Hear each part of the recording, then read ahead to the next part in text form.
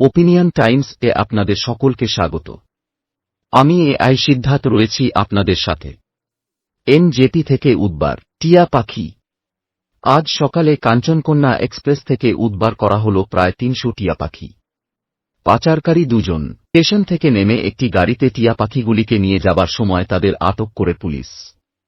আটক দুজনের বাড়ি রায়গঞ্জে। তারা ট্রেনে করে মাসে দুবার করে টিয়া পাখি নিয়ে এসে পাচার করত। আজ সকালে স্টেশনে নেমে যখন তারা গাড়ি ধরছিল তখনই সন্দেহ হয় পুলিশের। তারা তখনই তাদের স্টেশনেই জিজ্ঞাসাবাদ শুরু করে।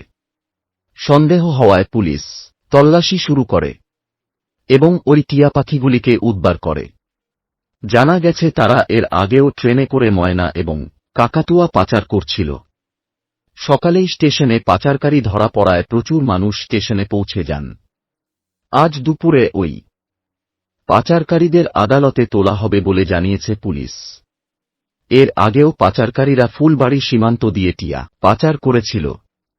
বেশিরভাগ টিয়া পাচার হতো নেপালেই, কারণ নেপালে টিয়া পাখি বেশি দেখতে পাওয়া যায় না। আর নেপালে বেশ জনপ্রিয় টিয়া পাখি। নেপালি যুবকেরা যারা একেবারেই বেকার তারা ভারতে আসেন এই টিয়া পাখি নিয়ে পাচারের উদ্দেশ্য নিয়েই।